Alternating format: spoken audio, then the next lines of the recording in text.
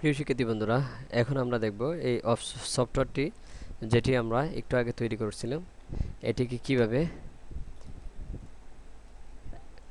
ডেস্কটপে এনে রাখা যায় এবং ইজিভাবে কাজ করা যায়। এই জন্য আমরা মূলত এটিকে আমরা যেখান থেকে সেভ দিয়েছি অর্থাৎ মাই ডকুমেন্টে গিয়ে কপি করে ডেস্কটপে এসে এটিকে পেস্ট দিব এবং এই অবস্থায় যদি আমরা এই অক্সফোর্ড এই ফাইলটিতে ডবল ক্লিক করি এবং ওপেনে ক্লিক করি তাহলে দেখতে পাবো আমাদের সফটওয়্যারটি এখানে সরাসরি রান হয়ে গিয়েছে।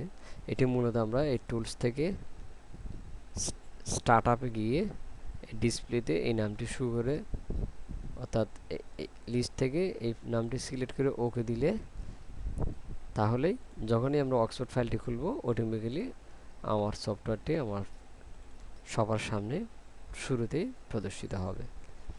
এই অবস্থায় যদি আমি কোম্পানির সাথে লেনদেন করতে চাই তাহলে কোম্পানিতে ক্লিক করব, প্লাস অ্যাডে ক্লিক করলে কোম্পানির সাথে আমার ট্রানজ্যাকশন হওয়ার সুযোগ পাবো।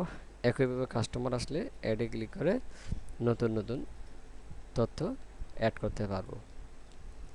এছাড়াও আমরা আমাদের পরবর্তী অর্থাৎ আগামী লেসনগুলোতে এই সফটওয়্যারটি নিয়ে আরও কীভাবে অ্যানালাইসিস করা যায়, কীভাবে প্রিন্ট করা যায়, কীভাবে